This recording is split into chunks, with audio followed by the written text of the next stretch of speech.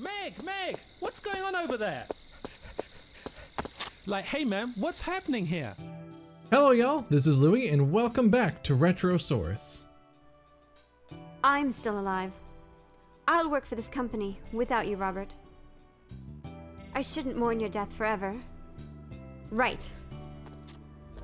Today we're going to talk about a topic that is very near and dear to my heart, as well as one of my favorite Dreamcast horror games of all time, despite the fact I know nothing about the franchise it's based on. The game in question is The Ring: Terror's Realm, a canonical sequel to the Japanese Ringu franchise, which I have never seen or read or watched anything of before. But what is so special about this game, this licensed property game based on a series that I have no interest in nor have ever seen? And to answer that, it all comes down to how the game feels, how it plays, the weird things about it, the awkward things, the bad voice acting, the weird graphics, the janky control scheme. Everything about it just screams Kusoge. So to introduce the topic of Kusoge, we will be exploring The Ring, its relation to the franchise it's in, and just what exactly is this term. So without any further stalling, let's explore The Ring: Terror's Realm and its place in the world of Kusoge. The Ring: Terror's Realm is a canonical entry in the Japanese Ringu multimedia franchise, which spans novels, manga, films, audio dramas, TV series, and yes, even video games. Developed by Asmic Ace Entertainment, who surprisingly is no longer with us for some reason, took concepts and ideas from the Ring series, most notably the novel Loop, and produced an original story complete with unforgettable characters and a slappin' soundtrack. The story follows our leading lady, Meg Rainman, who takes over for her recently deceased boyfriend, Robert, as a scientist at the American Center for Disease Control to uncover the mysterious cause of his death. Apparently in this universe, your significant other can have your job in the event something happens to you. Thank heck that is not the case here, because I am not ready to become a gynecologist. Unfortunately for our hero, Reg Mainman, her day takes a turn for the unusual as the CDC and surrounding city go into total lockdown after a mysterious virus of unknown origin sweeps through the town, leaving many sick or dying. Wow, somehow this game is more topical and predictive than Metal Gear Solid 2. Who'd have known, huh? Reg, soon after entering the Loop world for the first time, receives the phone call where she learns she has only 7 days left before she dies. The Loop world, where most of the combat takes place, is a rundown, almost post-apocalyptic version of the CDC you explore in the real world sections of the game, with ape-like monsters that somehow make sense in the universe. I've never seen the movie, someone tell me if that's right or not. While the basic concept of Sadako's curse exists in the game, they took quite a few liberties with the concept of the ring proper, leading to a questionably authentic experience. As I mentioned earlier, I have no experience with either the American version of the ring, nor the Japanese Ringu original flavor, nor do I have any interest in learning more about them. I honestly feel it would ruin what I like about this game if I decided to dig deeper into the relation to the source material. It doesn't help that I really don't care for movie films either, so take this shrug and we'll move on. Nothing that makes this The Ring factors into why I love this game for being the goofy, cheesy, Kusoge hot mess that it is. I keep using that word, but like an absolute butt munch, I haven't bothered to explain it yet. Let's get to that. The term Kusoge is Japanese in origin, formed by two words. The first, kuso, literally meaning crap or shit, but with less of a vulgar meaning, at least in the way we consider four-letter words in English. The second is geimu, the Japanese pronunciation of the loan word game. Like many Japanese terms with a casual variant, it is shortened to 4 characters or sounds to give us Kusoge. The term, though describing games that are broken, busted, or otherwise bug-ridden, is used affectionately by fans who enjoy the games for their bad quirks and qualities. In fact, you may have heard of one of the most famous Kusoge out there, Takeshi's Challenge on the original Famicom. Takeshi's Challenge is notable for being intentionally designed as a Kusoge during development. It's really infuriating and I would one day love to play it despite the fact it will probably drive me crazy. We don't have much of a unified term for these kinds of games in English, referring to them as bad, trash, garbage, or whatever, though the Japanese term is cropping up more and more in the internet-influenced English lexicon. So what are some qualities of these games? Typically, Kusoge are games with low-quality graphics with frustrating or clunky gameplay, horrendous or ill-fitting sound design, and can be ridden with glitches and bugs that would frustrate the players. Additionally, the term can be applied to more polished games that have intentionally frustrated frustrating gameplay or artificial difficulty spikes that punish the player to pad out the game. Not every Kusoge needs to exhibit all the qualities that I have listed, but the more they have, the more likely it's a stinker. The Ring has quite a few of these, and I absolutely love every single one of them. For the sake of brevity today, I'll break down Terror's Realm into several key aspects: gameplay, visuals, narrative, and sound design. Each of these 4 aspects vary wildly in quality, so while some may simply be average or mediocre, others are on another plane of existence in how hilariously terrible they were made.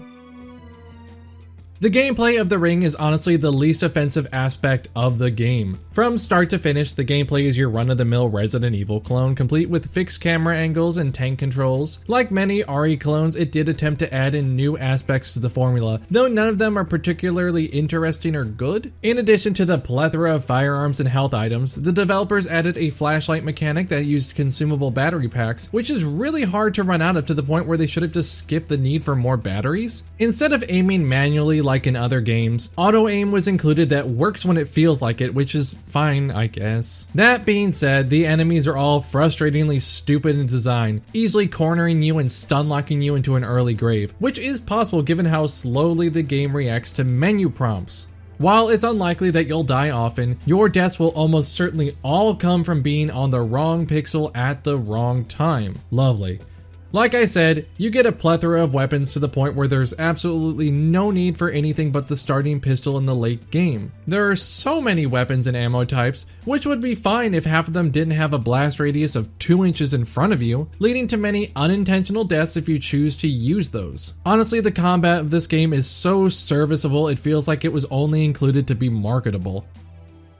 Next up, we have the visuals on the chopping block. The environmental design is sadly nothing to write home about. The locations are sterile, white, and bland in the real world, and drab and dark in the loop world. The real winners of the art prize here are the character models and the FMVs, and oh my hecking god, let me tell you about the character designs. The cast, which is surprisingly diverse for a game from this era, all have this weird action figure-like quality to them. Their faces are disturbingly static and under-detailed, leading many of them to look like a slapped ass. A couple characters in particular stand out, such as Kathy, whose hair is a cross between a pipe cleaner mullet and a very large piece of steel wool. She stands out so much compared to the rest of the cast that she feels like she was intended for a completely different game. No one else looks remotely like her, even down to the clothing. But the real star of the show is Reg Mainman herself in this unnerving, unchanging, ever-present Joker smile. It haunts me sometimes, her smile. In the night, sometimes I see her in my dreams, staring, smiling, waiting for her chance to strike.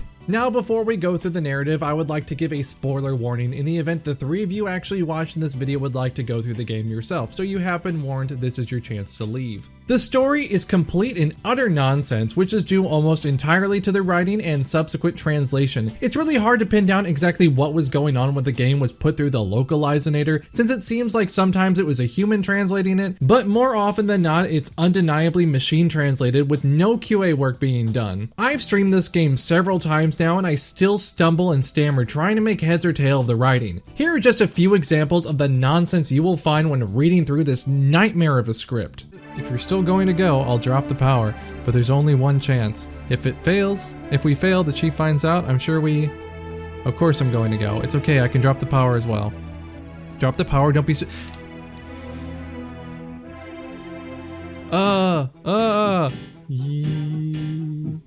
What is it? Sky. Mig, I don't know where you heard that from where, but I am busy. Ring, a computer program? I have no idea what you're talking about. You're getting in the way of my work. Get out of here and cool your head off. Get out of here and cool your hot head off in your lab. It becomes a rumor because we don't know why. There's even a point in the game where Meg runs to get a phone call, and when she returns, Kathy asks if it was her boyfriend, then laughs. The situation is played entirely straight, and Meg responds earnestly that it was someone else. Her boyfriend died in the opening FMV. Are you kidding me? Even earlier she mentions that she knew that Robert died. What is going on in this game? What happened? I don't believe this. I see. Finally, oh man, we get to talk about the sound design of this game. This is hands down the best part of the Ring Terrors realm.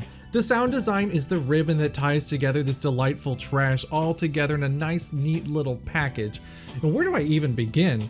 Let's just get the voice acting out of the way, I guess. Although there is not much in the way of voice acting, what there is so hilariously awful and badly performed that had there been more or less, it wouldn't feel as special. The first bit of voice work you hear is in the opening cutscene. You won't hear another voice line for nearly 5 or more hours, depending on how long it takes you to get through the game. By that point, you will have completely forgotten that it existed. So much of it sounds like there was no context given for any of the lines, or that they simply got random people to voice what little was there. Here's a small taste of the voice work in the game. Please enjoy.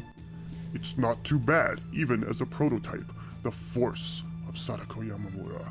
The force of the curse. Who'd ever imagine how powerful the force of the curse is? The force of Sadako Yamamura? The force of the curse? Robert.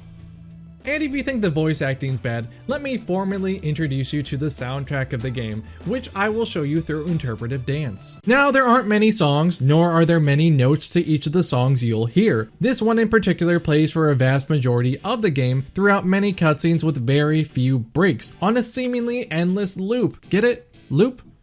Loop World? The Loop novel? I've grown to love it despite how terrible it is. I even use it as intro music on my stream, much to most people's dismay. There are a few other songs, mainly the first floor lounge music that sounds like it was intended for a Shin Megami Tensei spin-off, and it's really not all that bad, unlike Persona 5. The basement, however, goes for an odd mix of ambient noise with the occasional dun dun dun dun, and I'm kind of getting a headache just thinking about it. And last but not least, the sound effects. Nearly every enemy uses some form of generic animal noise, or the exact same sound of a Resident Evil monster. Really, one of the generic apes uses the same scuttling around noise as the licker in Resident Evil 2. But the best, most noticeable sound throughout the game is the weird, oddly implemented, wholly ill-filling Nickelodeon splat noise. From menus to enemy attacks to just random noises, the splat effect is the first non-musical sound you will hear when starting the game. I don't even know what the intended reaction was for this guy, but it definitely doesn't hit those horror high points that they were probably hoping for. Now, after explaining everything about the Ring, you are probably wondering how I can think this is even a remotely fun or interesting game. And I promise you, this is literally one of my favorite games I have played in the past year. Everything about it, from its weird quirkiness to its badly designed mechanics, voice acting, bad writing, everything about it I love. It is the coziest experience I can think of. Anytime something just goes wrong in life, I just want to play the Ring again. Just thinking about Reg. Just thinking about Reg Main Man and that smirk. That smirk is just always in my head, smiling, telling me everything's alright, telling me it's going to be okay. If there's one thing I'm hoping you can take away from this basic primer and exploration of the concept of a Kusoge, is just finding out that there probably is a game out there that is not perfect, not good, or maybe even really just a little bit rough, that you can play and enjoy and just find comfort in. Not every game needs to be perfect. Some of the best games, or some of my favorite games in general, are not perfect games. They're very rough, they're very frustrating at times, they're not necessarily very good, but for me there's something special about them. It's not the big AAA game that's overproduced and took absolutely no risk whatsoever. Kusoge are games that tried something different, or tried to be another game while having its own flavor, and may have failed or may have done well in some areas. With the Ring in particular, I think it found some way to hit that middle ground between serious and goofy that horror games need to have. But that's all for me. Thank you so much for watching this episode of Retrosaurus. Let me know in the comments below what you think. Let me know what your favorite Kusoge is, and I will judge you harshly for it if it's one that I don't like. If you're interested in supporting this series directly, you can do so on Patreon. There is a link in the description, or you can search for me on the website and you will find me quite easily. And speaking of KyoryuHunter, you can find me on all social media platforms at KyoryuHunter, which is so much easier to spell than it is to say. And with that, my name is Louie. Thank you once again for watching this episode of Retrosaurus, and I will see you next time. Goodbye.